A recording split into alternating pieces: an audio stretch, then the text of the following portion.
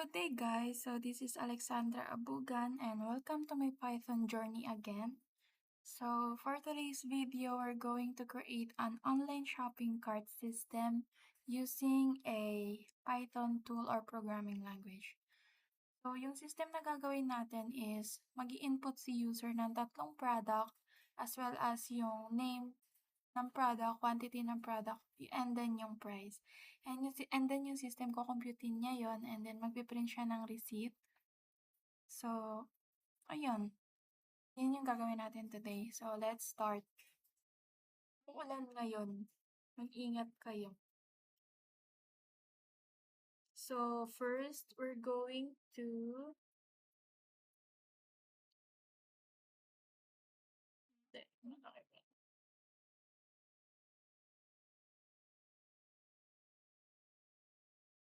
So, ngayon, maglalagay tayo ng... Ang una natin gagawin is maglalagay tayo ng variable tsaka yung empty list.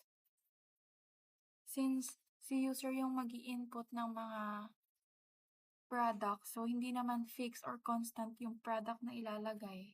So, need muna natin ng empty list and then yung append na mamaya ang bahala. And then we're going to use a for loop for this code.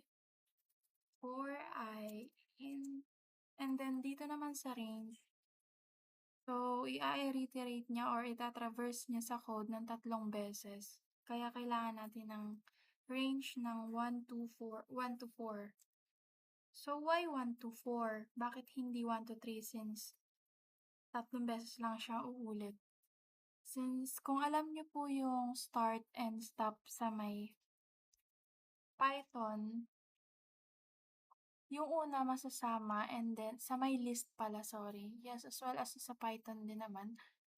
Yung una masasama and then yung pinaka-last hindi siya masasama. So kung papalitan ko to ng 5, ang range na natin is 1 to 4 lang. So uulit lang ng 4 na beses yung ating for loop. So kaya 3 lang. So 4 yung gagamitin natin. And then next, piprint tayo ng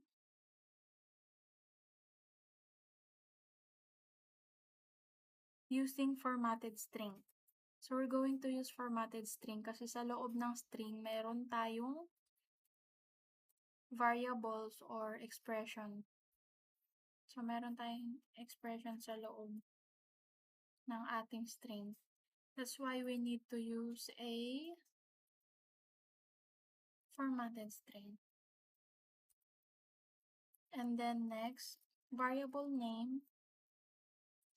And then yung function na input, since mag-input si user, then enter item name. So, I think we need to change this one as product. Product name. And for the quantity, QTY, and then we're going to use here a integer since kailangan integer yung i-input ni user. Then another function for input, enter quantity. Next, variable price. And then we're going to use a float here since it is a price. Kasi gagamit, kunwari, yung presyo ng product is 75.75, something like that. So that's why we need use float. So I think per unit yan. And then for the next one, we're going to compute the subtotal naman. Sorry, wala pa lang ito type. Subtotal. So yan, meron na here. Price, itong price times quantity. Kaya meron tayong subtotal. Then, next block of code. Uy, hindi mo kaya block of code. So, ito na tayo. Gagamit na tayo ng append. So, like what I've said earlier, since hindi naman fixed or constant yung product na ilalagay natin, since si user yung mamimili ng product na gusto niya, kagaya na pati ng quantity at saka ng, syempre, kung ano yung price ng product, gagamit tayo ng append. Since si append sa list is mag-a-add siya ng list sa last. something like that. So we're going to use that. Items append, then close open parenthesis, curly bracket, then name. Kasi magi-store ng each product na para siyang dictionary, na meron siyang key value. So, ito yung key, tapos yung ilalagay ni user dito na value, yung product. Then, gawa pa tayo niyan for quantity. That's one. For quantity and for price. And of course, for the subtotal. Then we have to close that na. So next, compute na natin yung total. So yung total, ayun yung magpiprint later mamaya pa. Magpiprint sa receipt.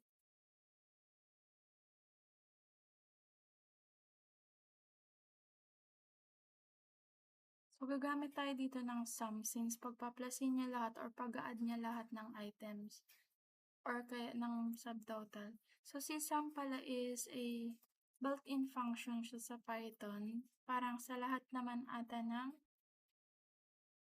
programming language. Then subtotal for item in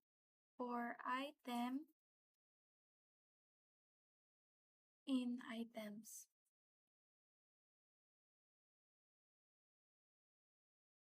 And then next, ito na yung sinasabi kong magdi-display na tayo ng receipt. Print.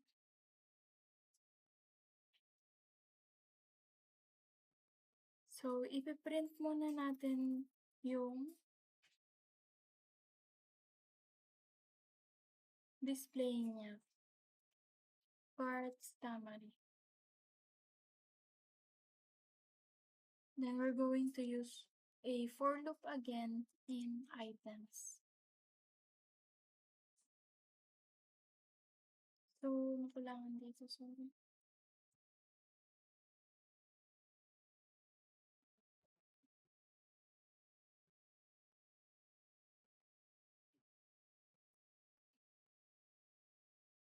And then print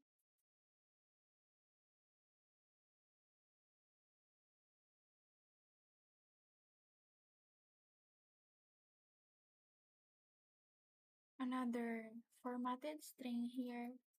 So, maglalagay tayo ng another expression sa loob nito, which is the item.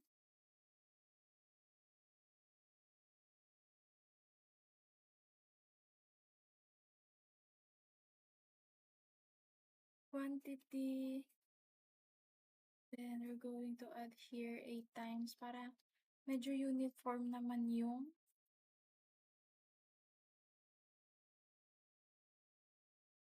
plus we don't have peso sign. Magpipaste muna ako. Kasi kailangan natin ng peso sign para sa price. Siyempre, saan pa ba?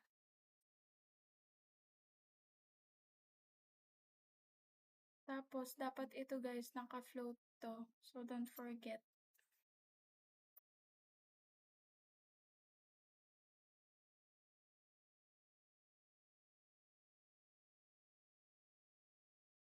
Tapos, wala kasing ano eh. Magpipaste muna ako ng peso sign. So, nakapag-paste na ako ng peso sign. Lalagay na natin siya sa price tsaka sa subtotal. Where's the price? Here. Tsaka sa subtotal, guys. Don't forget.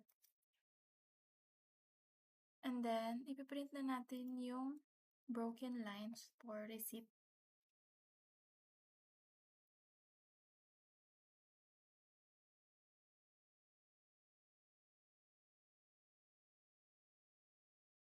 Very case sensitive siya, no? So, print for broken lines. Kasi yung receipt, di ba? print formatted string again for total. So we have here the code na. Then paste lang natin yung peso sign. So let's try to run this one if it is work. So here.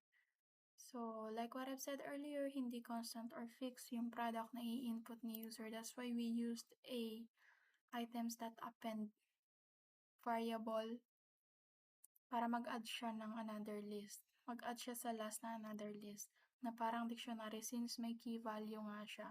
So kumbaga ito yung key, tas yung value, ano yung value? Enter product name. So kunwari is pandesal. Quantity ng pandesal is kunwari 10 pieces. So dito, float siya pero hindi naman decimal yung presyo ng pandesal. 2 pesos.